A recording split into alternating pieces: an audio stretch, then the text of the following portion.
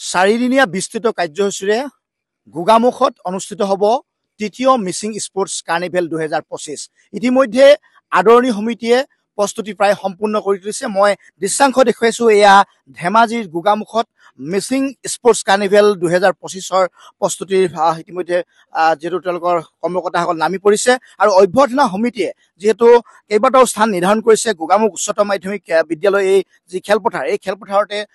মূল যি আচলতে উদ্বোধনী অনুষ্ঠান ইয়াত অনুষ্ঠিত হ'ব। ইয়াৰ সমান্তৰালভাৱে গোগামুখ যি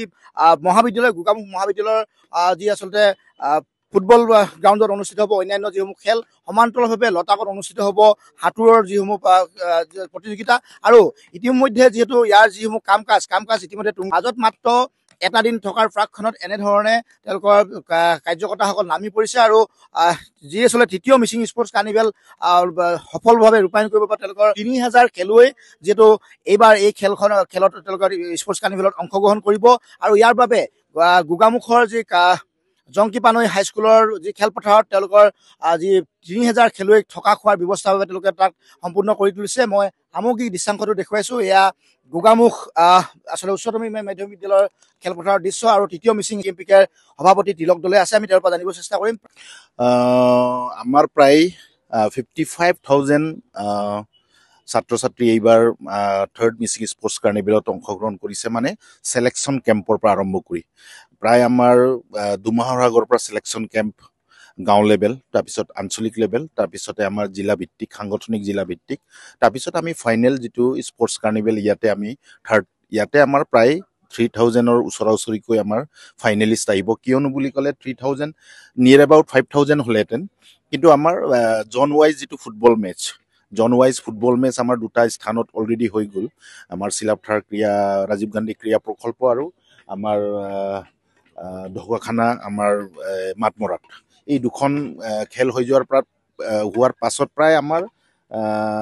1000ৰ ওচৰা-ওচৰি আমাৰ ল'ৰা ছোৱালী, কাৰণ আমাৰ ফুটবলটো গাৰ্লছ এণ্ড বইজ দুইটা এইবাৰ হৈছে। তো সেই 1000 ল'ৰা ছোৱালী বাদ পৰি যোৱাৰ কাৰণে, যিবোৰ লীগ মেচত আউট হ'ল, সেই জিলাসমূহৰ পৰা বাদ পৰাৰ কাৰণে আমাৰ এতিয়া ইয়াতে 3000ৰ থকা মেলাৰ কাৰণে ৰিচিপশ্যন কমিটি ইতিমধ্যে কাম সম্পূৰ্ণ কৰিছে। আৰু আমাৰ বৰ্ণাঢ্য কাৰ্যসূচীৰে 4দিনীয়া কাৰ্যসূচীৰে ইয়াত অনুষ্ঠিত হ'ব। আমাৰ 23ত আমাৰ অপেনিং চেৰেমনি, সেইদিনাখন আমাৰ খেল নহয়, অনলি অপেনিং চেৰেমনি হ'ব। আৰু সেই অপেনিং চেৰেমনিত আমাৰ 2জনকৈ মুখ্য অতিথি হিচাপে ইয়াতে অম্লান বৰগোহাঁই আৰু আমাৰ ৰুণজুণ পেগু আহিব। অম্লান বৰগোহাঁই আমাৰ ক্লজিং চেৰেমনিৰ চিফ গেষ্ট আছিলে, কিন্তু তেখেতৰ নিজৰ এটা চিডিউল প্ৰগ্ৰাম 26ত মুম্বাইত থকাৰ কাৰণে তেখেতে 23ত আহিম বুলি আমাক অনুৰোধ কৰিলে, আৰু আমি মুখ্য অতিথি হিচাপে ৰুণজুণ পেগুক অপেনিং চেৰেমনিত মাতা হৈছিল, কিন্তু অম্লানো একেদিনাই আহিবৰ কাৰণে আমাৰ মুখ্য অতিথি 2জন হৈ গ'ল। চ' আমি ভাবোঁ যে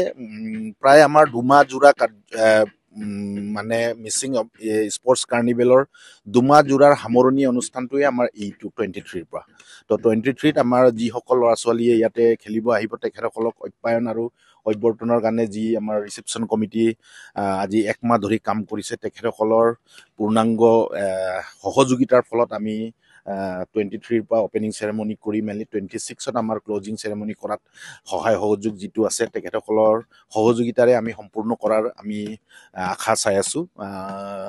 নিশ্চিতভাৱে যোৱাবাৰো আমাৰ ছেকেণ্ড স্পৰ্টছ কাৰ্নিভেল ইয়াতে অনুষ্ঠিত হৈছিল, আৰু ৰাইজৰ সহযোগিতা, আমাৰ ছাত্ৰ ছাত্ৰীৰ সহযোগিতা পূৰ্ণাংগ আছিলে। এইবাৰো ভাল হ'ব বুলি আমাৰ নিশ্চিত কামনা আছে। সে নো টু ড্ৰাগছ যি এই শ্লোগান, এই শ্লোগান আপোনালোকৰ গ্ৰামাঞ্চলত কেনেধৰণে আচলতে প্ৰযোজ্য হৈছে? আমি কৈ আছিলোঁ যে আমাৰ যি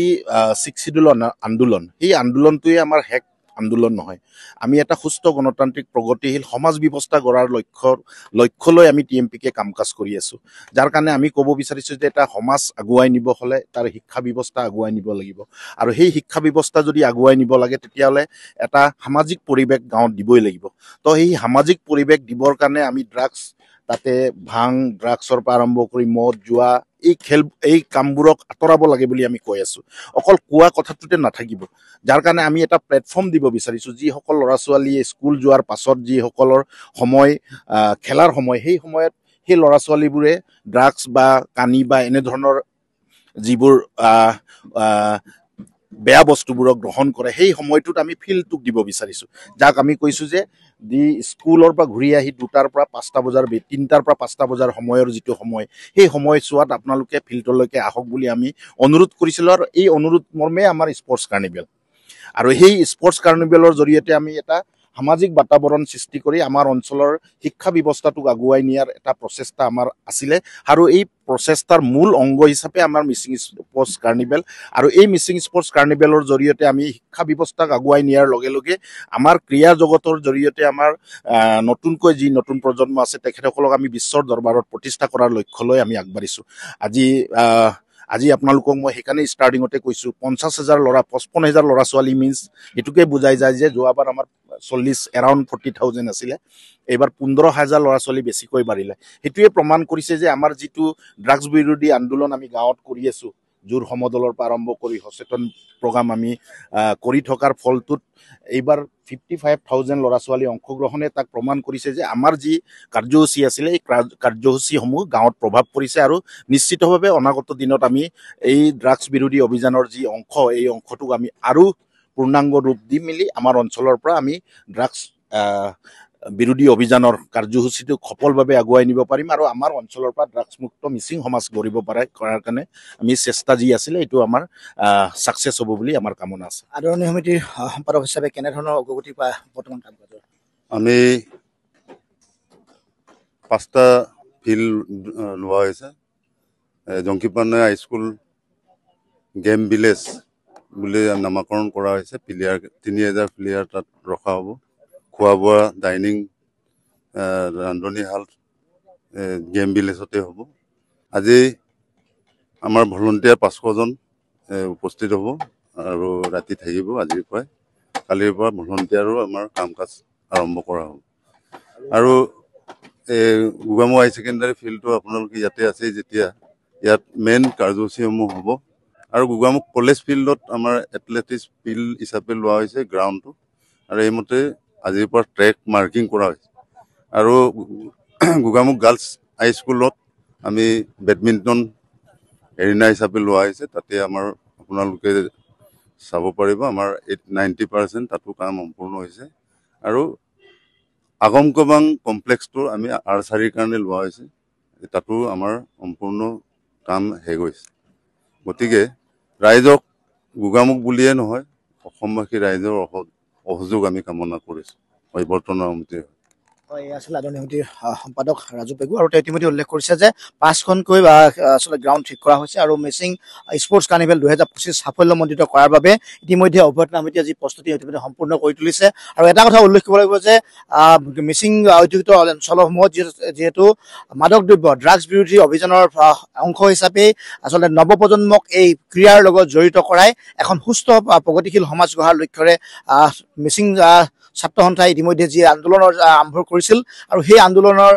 ধাৰাস্বৰূপেই তেওঁলোকে এইবাৰ যি আচলতে 55,000কৈ খেলুৱৈ বিশেষকৈ 55,000 খেলুৱৈ আচলতে বাছনি শিবিৰত অংশগ্ৰহণ কৰিছিল আৰু সেই বাছনি শিবিৰৰ পৰা 3,000 খেলুৱৈক নিৰ্বাচিত কৰা হৈছে আৰু 3,000 খেলুৱৈ অংশগ্ৰহণেৰে উদুলি মুদুলি হ'ব গোগামুখ স্পৰ্টছ কাৰ্নিভেল 2025ৰ থলী আপুনি বিচৰা বাতৰি পাব কেৱল নিউজ 18 এপত নিউজ 18 এপ ডাউনলোড কৰিবলৈ স্ক্যান কৰক এই QR code Google Play Store to পাব এই নিউজ 18 এপ